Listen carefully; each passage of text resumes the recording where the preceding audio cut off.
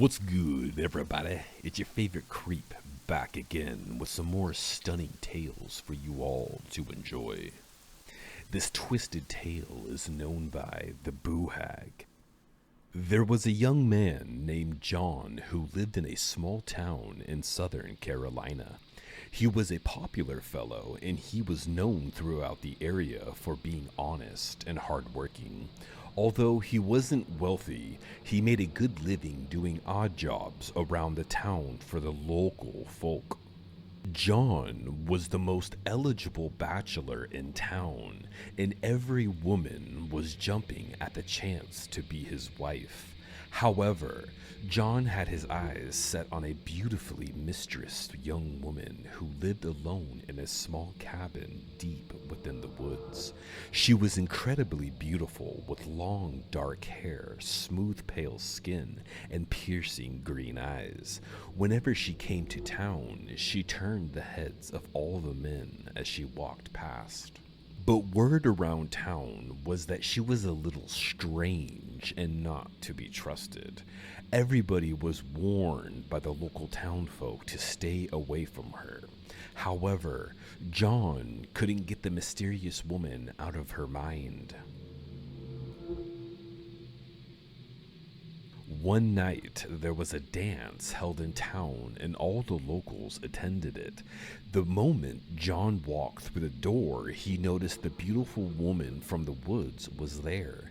He worked up the courage to speak to her directly, and before he knew it, they were dancing the night away. By the next evening, they were wed, and John brought his pretty bride to the nice little cottage he rented just down the road from the family grocery. It had a nice front porch with a swing, a big bedroom on the second floor, and a big attic on the third, with a window that could be made up into a second guest room should his new mother-in-law care to visit from her home in the swamp. After fixing him a nice dinner, John's new bride sat a while in the rocking chair near their bed while John yawned and watched her fondly. She cuddled under the blankets and knitted and hummed, and John's eyes grew heavy. He didn't wake up until early morning when his new bride crept into bed all hot and sweaty and fell asleep at once. When he asked her where she had been, she wouldn't answer him. John was mighty sore that his bride had snuck out on him on their wedding night. But when she got snappish and her eyes blazed like they did when he questioned her, he grew fright and backed down. Life took on an odd pattern for John. During the day, everything was perfect. His wife was sweet and pretty and loving. She kept the house sparkling clean and cooked him wonderful meals. But each night she refused to come to bed after supper. Like their wedding night, she sat up singing and rocking and knitting until he was asleep and did not come to bed till just before dawn. She was always sweaty and cranky when he came to bed and went to sleep after John would question her. John was very confused and upset by this behavior, and finally confided in his pa one morning after opening up the grocery store. John's pa was awful worried. The visiting priest had gone on to his next parish, and there was no one they could consult but the local conjure woman herself. So he sent John to her with a couple of chickens as a gift. The conjure woman knew all about the hoodoo magic and was an excellent herbalist. Local folks went to her when they were sick on account of the doctor lived nigh on 20 miles away. When she heard John's story, she told him to pretend to go to sleep that night and watch what his new bride did. Then he was able to come back and tell her everything. John quickly agreed. The next evening, after supper, John yawned and pretended he was very tired. He went to bed and pretended to fall asleep. His wife was rocking back and forth in her chair, but when she thought he was sound asleep, she got up and tiptoed upstairs. John followed her and saw her going up to the attic. He watched through a crack in the door as she took off her clothes and sat naked at her spinning wheel. She put her foot on the pedal and pumped it up and down. The wheel began to spin and the spindle began to turn. His wife pulled on one of her fingers and the skin came right off of her hand, just like a glove. She pressed her hand to the spindle and her skin began to wrap around it like yarn. "Spin, spin, reel off, skin," she cried, as she watched in horror. She spun off all of her skin. It wrapped around the spindle like a bloody bob, leaving his wife a red, fleshless thing and pulsing red muscle and sinew. Her eyes had no lids, and they stared like the eyes of a skinned pig's head in a butcher shop window. She was a terrifying sight, and she sprang through the window and flew away at night. John ran out on the privy and was sick after he saw her.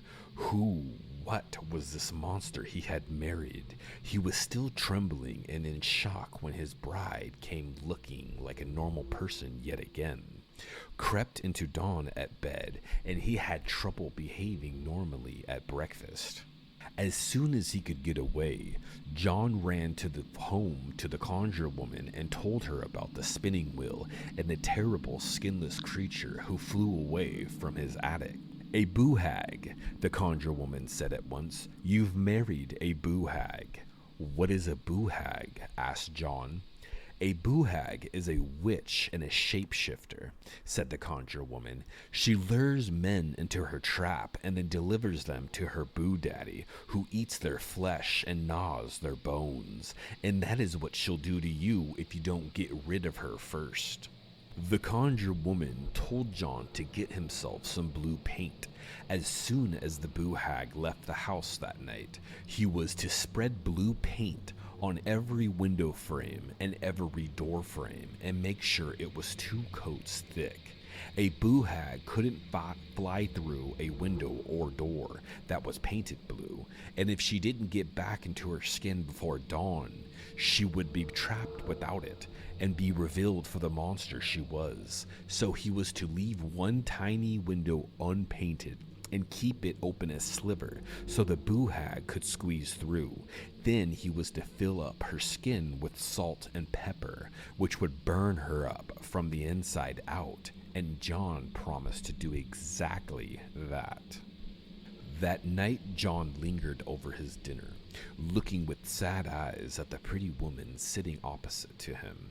He knew she was really a monster inside, but it was so nice to have a little woman in his own after all of these years.